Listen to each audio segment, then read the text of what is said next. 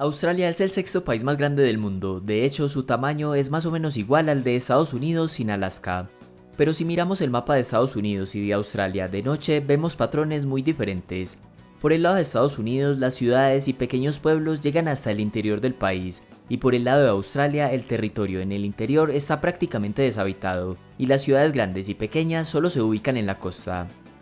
A pesar de que en términos de población absoluta no es adecuado comparar ambos países, este contraste sirve para visualizar los patrones poblacionales de ambos. De manera que las preguntas son ¿por qué casi el 80% de los australianos vive aquí teniendo un territorio tan grande en el interior?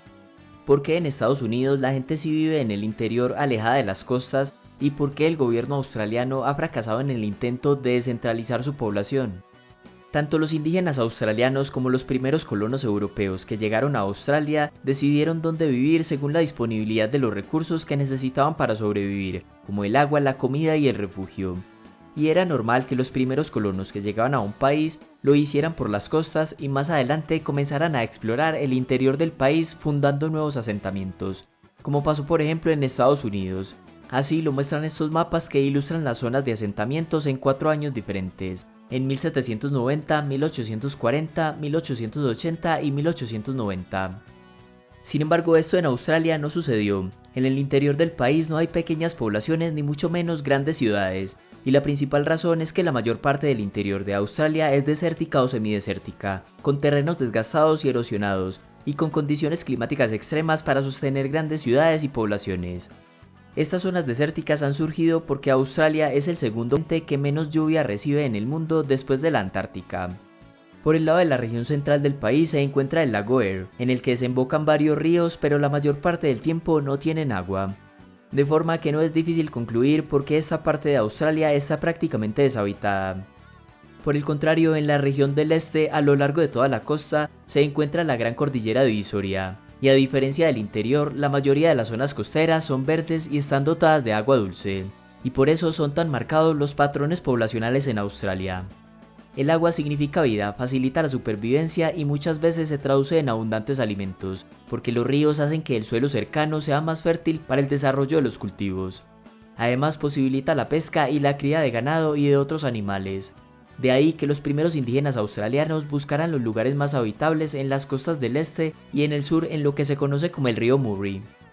Las tribus primitivas utilizaban todo tipo de elementos del entorno natural para mantener su modo de vida, como piedras, huesos, plantas y conchas. Sin embargo, un suministro de agua dulce como un río era quizás el recurso más importante. Pero los primeros colonos se ubicaron en esta zona del país no solo por el acceso a agua dulce y a extensas tierras de cultivo, sino también por la fiebre del oro. Esta atrajo a miles de inmigrantes, sobre todo a Nueva Gales del Sur y a Victoria. En estos dos estados, donde se encuentran las ciudades más grandes de Australia, Sydney y Melbourne, se produjeron los mayores descubrimientos de oro. Entonces el oro atrajo a cientos de miles de inmigrantes y transformó el futuro de Australia. Pero la razón originaria que explica por qué casi el 80% de los australianos viven en la costa este del país es porque tienen fácil acceso a agua y en el interior del país no.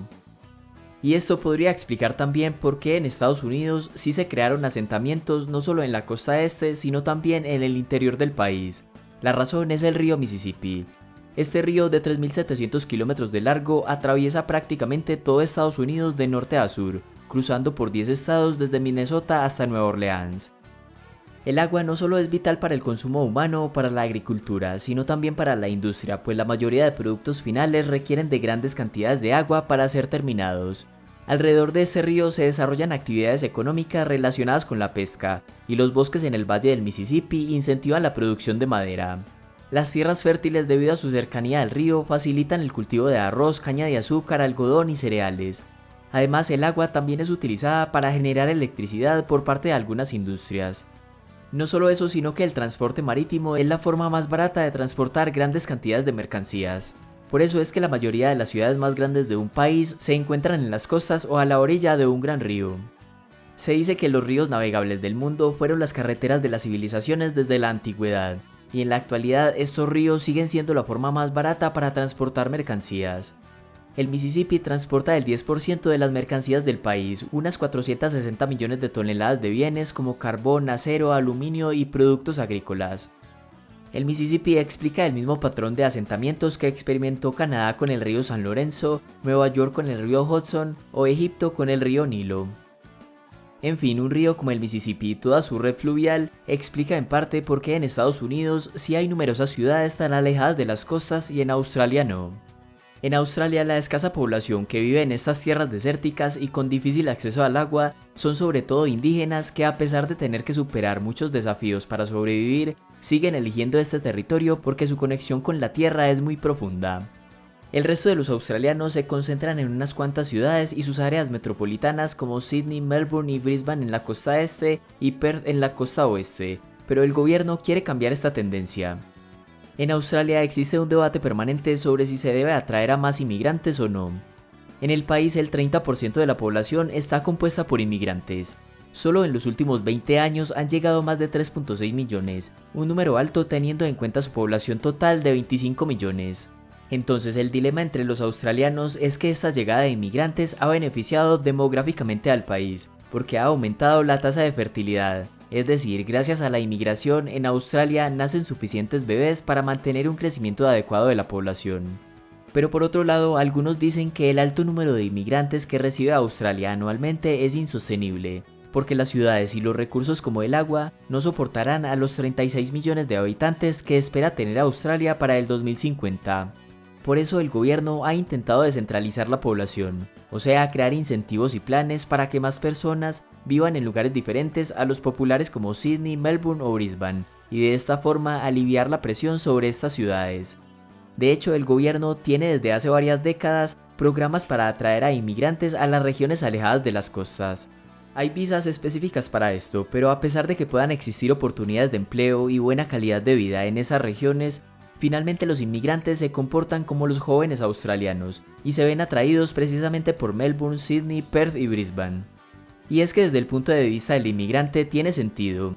La mayoría están cualificados y con buen nivel de estudios, de modo que es razonable que quieran vivir en las ciudades donde se encuentran no solo los mejores trabajos, sino donde tengan más fácil acceso a universidades, centros comerciales, centros médicos, instalaciones deportivas, entretenimiento, etc. Además, la mayor densidad poblacional de las grandes ciudades hace que sea más probable vivir cerca de otras personas de la misma cultura e idioma.